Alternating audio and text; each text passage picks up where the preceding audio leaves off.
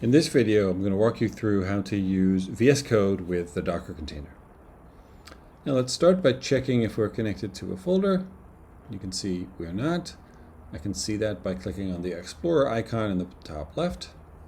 And I'm also not connected to the Docker container, as I can see from the blue button on the bottom left. So my first step is going to be to change workspace by basically attaching a folder to the VS Code.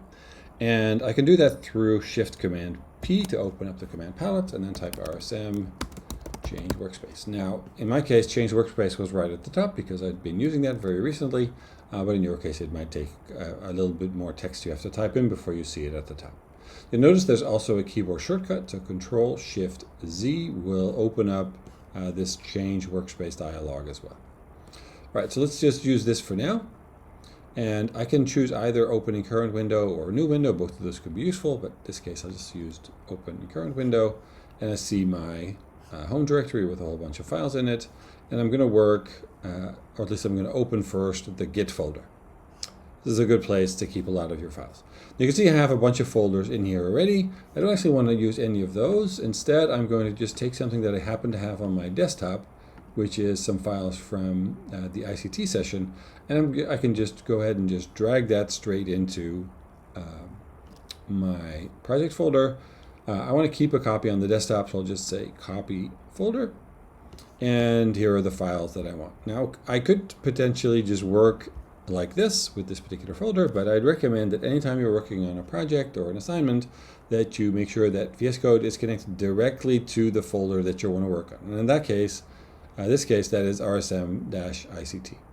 So I'm going to open up the change workspace dialog again. This time I'll use the keyboard shortcut, so Shift-Control-Z.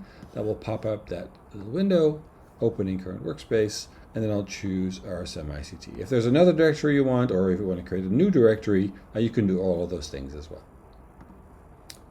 All right. So now I'm connected to VS Code the way I want. I've got just the one project directory, and I'm ready to go.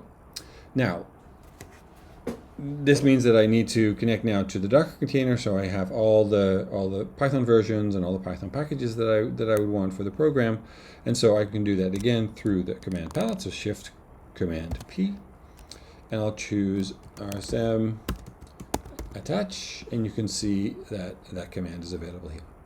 So I'll just use that, and you can see that it will quickly attach the RSM-ICT folder to the development container, as I can see here. Now there is a keyboard shortcut for this as well, and it's Shift-Control-A, and it's the same exact key binding on both macOS and on Windows. And so if I press Shift-Control-A, it'll detach, and then if I press Shift-Control-A again, it will attach. So it toggles between attaching and detaching. All right. Now, just as an example, let's open up a Python file and see if we can run it. You won't see a play button here unless you have the Python extension installed, which of course would happen here. So this is where all the extensions are. Double check that you have a similar number of locally installed and installed in the dev container packages.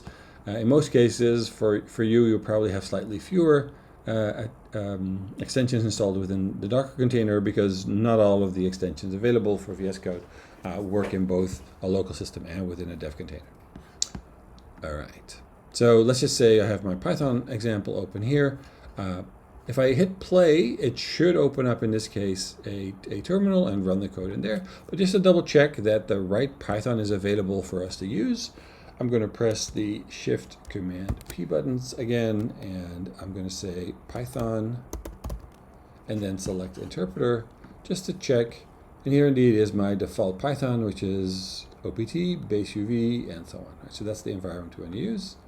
And so now if I click on the play button, it's going to execute this Python code exactly how I want it. All right. I hope that's helpful. If you have any questions, go ahead and post on Piazza, and I'll get back to you as soon as I can.